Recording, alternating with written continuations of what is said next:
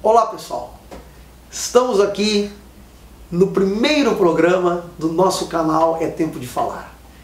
E eu quero hoje comentar com vocês, trazer à lume, à tona, a primeira pergunta do nosso programa que foi enviada pelo meu amigo, meu irmão em Cristo, grande Tiago Martins Cunha. É uma pergunta que ela é, na verdade, composta de 3 questionamentos. E eu tenho que ser sincero em dizer que nós não vamos conseguir abordar de forma pormenorizada essas 3 perguntas.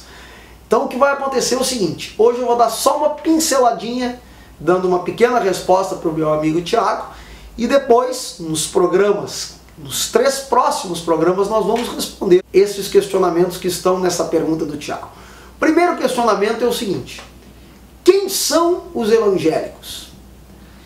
Essa é uma pergunta que exige um bom tempo, a gente vai hoje falar resumidamente. Segundo, no que basicamente eles creem? No que basicamente creem aqueles que se dizem evangélicos, ou melhor, que são evangélicos, que têm essa alcunha? E terceiro, quais as diferenças entre as suas crenças e a dos demais grupos religiosos? Vamos lá. Primeira resposta então, quem são os evangélicos? R.C. Sproul, que é um teólogo calvinista, nos ajuda um pouco nesse sentido.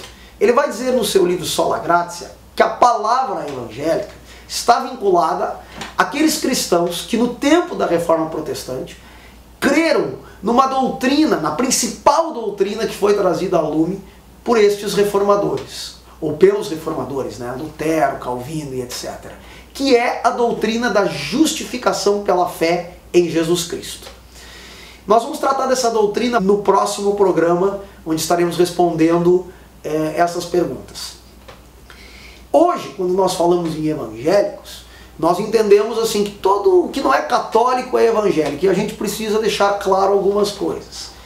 Evangélico é aquele que verdadeiramente crê nesta doutrina, justificação pela fé. Bem, os evangélicos creem em tudo o que a Escritura ensina. Por isso que eu estou aqui com a minha Bíblia na mão, porque eu quero que você saiba. A princípio, pode ser denominado um evangélico aquele que crê no que a Bíblia ensina. Por que eu estou dizendo isso?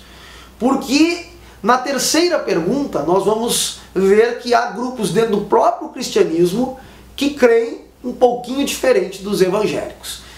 A segunda pergunta diz: no que basicamente eles creem? Já respondi, né? Na Escritura e em tudo aquilo que a Escritura ensina.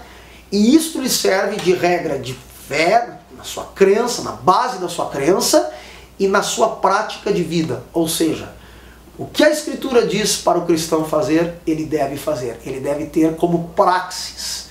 A terceira e última pergunta, que talvez é a mais longa: quais as diferenças entre as suas crenças e a dos demais grupos religiosos? Se vocês se lembram, na chamada do programa eu disse que em uma das pautas, nós vamos abordar o que creem as seitas e heresias.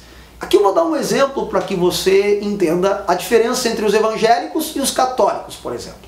Nós evangélicos, pelo menos aquele que realmente é evangélico, ele crê no que a Escritura Sagrada diz, em nada mais. Temos algumas tradições? Sim, a igreja evangélica tem suas tradições. Porém, estas tradições não podem nem conflituar com o que a Escritura diz e não podem estar acima da autoridade da Escritura. No caso, por exemplo, dos católicos, que eu não considero uma seita, quero deixar isso bem claro, dos católicos romanos, infelizmente, a tradição está acima da autoridade da própria Escritura. A mesma coisa se dá, por exemplo, com seitas pseudo-cristãs, como os mormons. Eu vou usar os mormons como exemplo, eu acho que é suficiente. Os mormons, por exemplo, além da Bíblia, eles têm um livro chamado Livro de Mórmon. E para eles, o que o Livro de Mórmon ensina está acima do que a Escritura ensina. Falando de outras religiões, como o hinduísmo, o espiritismo kardecista, que tem conflitos doutrinários com os evangélicos, eu vou citar uma das doutrinas que é a base dessas duas religiões, que é a doutrina da reencarnação. Para esses grupos, as pessoas nascem, desenvolvem sua vida aqui na Terra e devem fazer boas ações e viver corretamente para que na próxima vida, ou seja, eles acreditam que a pessoa vai voltar, ela vai reencarnar depois da sua morte, a sua dívida kármica, ou seja, eles têm uma dívida que deve ser paga, na crença dessas pessoas, elas têm uma dívida que deve ser paga, na próxima reencarnação elas vão diminuindo cada vez mais a sua dívida kármica, aquilo que elas devem, e que ao pagarem essa parte desta dívida, a dívida vai um dia terminar e ela vai alcançar um plano espiritual muito bom. Para nós cristãos evangélicos, é bem diferente isto. Jesus veio ao mundo e pagou toda a dívida. Nós apenas precisamos crer nele, confiar nele, reconhecer que somos pecadores, que nada merecemos a não ser a condenação eterna, mas colocamos sobre ele as nossas vidas, a nossa vida pecaminosa, e ele coloca sobre nós a sua justiça. Quando nós fazemos assim, e isso se dá da seguinte forma: eu digo, Cristo, eu reconheço que sou um pecador, que eu não mereço o céu, que eu mereço a condenação eterna, mas tu morrestes na cruz no meu lugar, eu é que deveria ser condenado.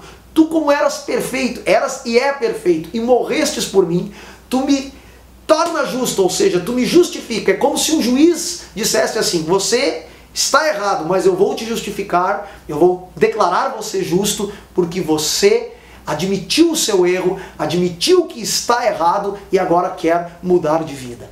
Por hoje era isto, pessoal. Eu quero convidar você para estar conosco nos próximos sábados, nos próximos programas, que serão pautas diferentes desta que hoje nós realizamos. Eu quero pedir algumas coisas a vocês. Continuem orando pelo programa, nós precisamos muito das vossas orações. Compartilhem ele o máximo e inscrevam-se no canal. O nome do canal é Tempo de Falar. Vou repetir. O nome do canal é Tempo de Falar. E a última coisa, e mais importante, é que você nos mande perguntas aqui para a nossa fanpage.